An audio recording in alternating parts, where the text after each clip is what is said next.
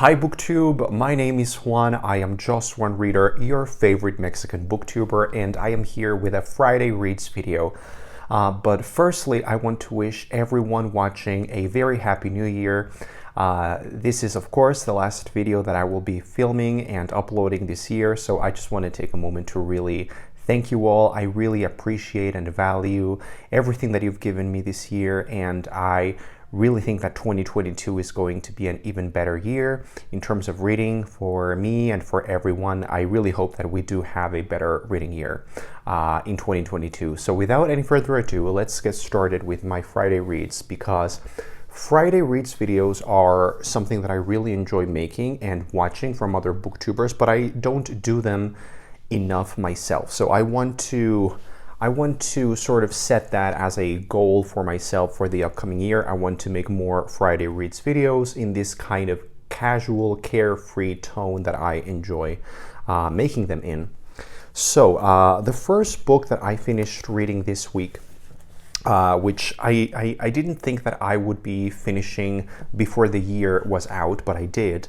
And so I didn't count it as one of the books for my best and worst of the year video. But if I had waited a little to make that video, I would have definitely put this book in that video in the worst category. So I am counting this book for January of 2022. But anyway, this book is The Way of Kings by Brandon Sanderson. This is the first book in his epic high fantasy series, The Stormlight Archive. It's a book that has been recommended to me by pretty much everyone and their mother. It's a highly beloved high fantasy book with a lot of characters, a lot of really intense world building, and a very hard, like borderline scientific approach to its magic system.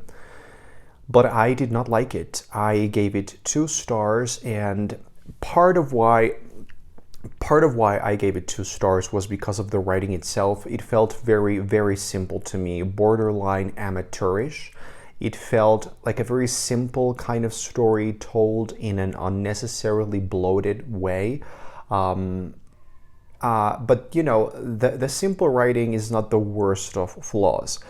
For me, the fatal flaw in this book was the actual fantasy element to it. This is not the kind of fantasy that I like, or that I value or appreciate or, you know, enjoy. I grew up reading fantasy. Fantasy was the genre that opened me up to reading in the first place, and so I really, really value that feeling of wonder, of awe, of magic, of fascination, of feeling misplaced when you are reading good fantasy. And when I was reading this, I didn't feel that. What I was feeling was like the author was trying to create this really realistic world, and a very hard, rigid, and specific magic system and world building. And you know, this is one of those books that has tons of maps and tons and tons of maps, and then at the end of the book there's, like, you know, more information, and you know, it's one of those magic systems that you might actually enjoy yourself. So if this sounds like it's the thing for you, do try it out. But you know, just taking a look at, you know, a book that has all of these charts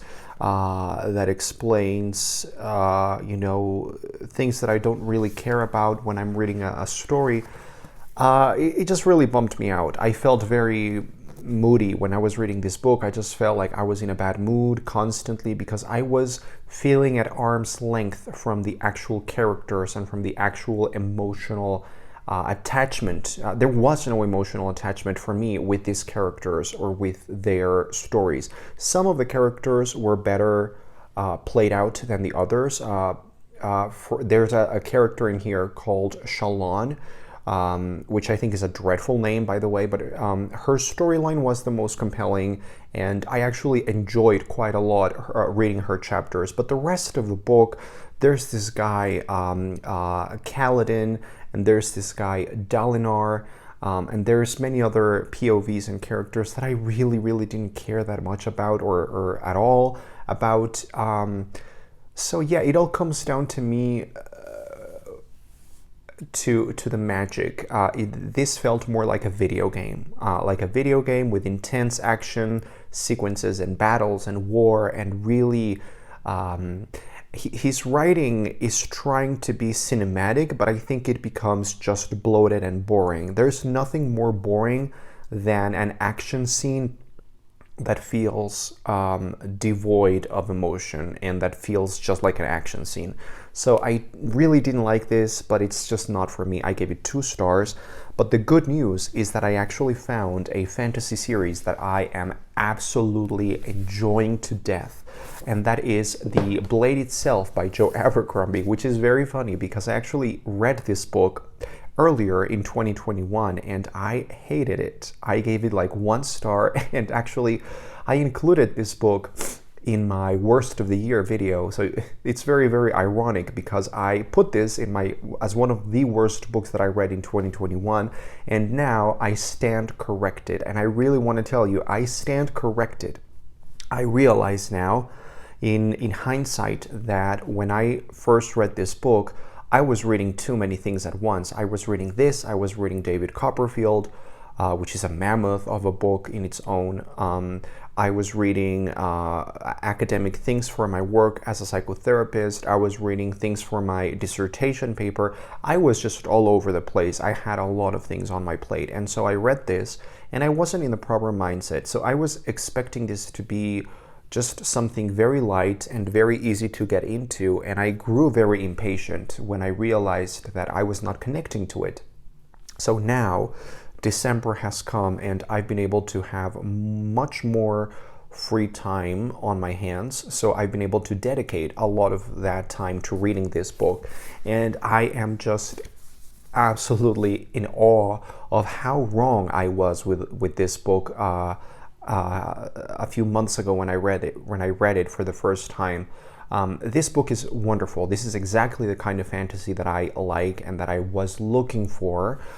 There's no map in this book. There's just, hello, Mr. Abercrombie. Oh my God. There's no map in here. And, you know, it's not that I dislike fantasy having maps. Most fantasy books have maps and world building elements, but here the fact that it doesn't have a map right there, you know, at the front of the book, it just really goes to show you that this book, it doesn't take itself that seriously. Of course, there's world building and places and settings and politics and all of that good fantasy stuff is there, but it doesn't take itself seriously. Many people say that this trilogy is grim dark.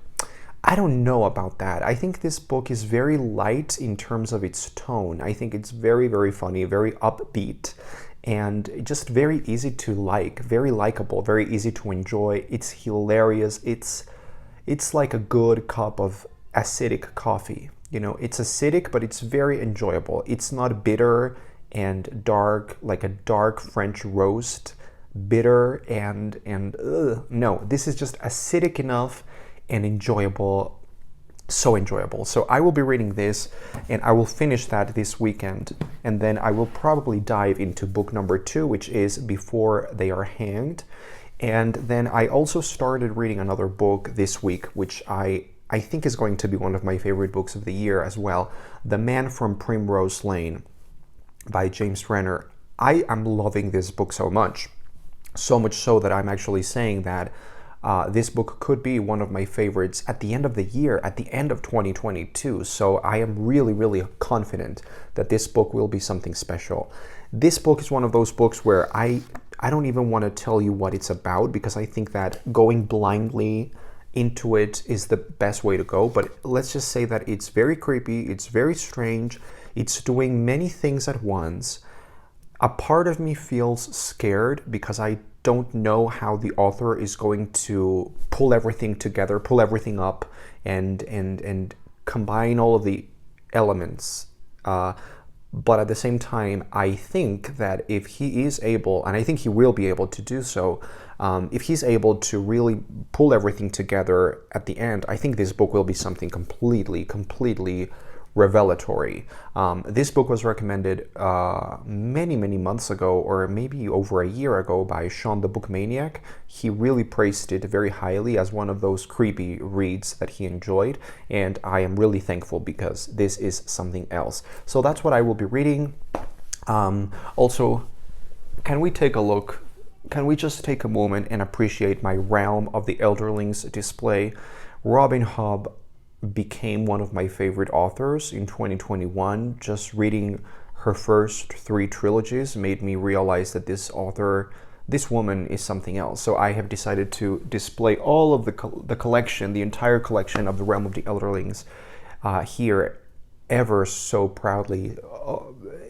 Right here, when you walk into my house, this is what you see, because Robin Hobb.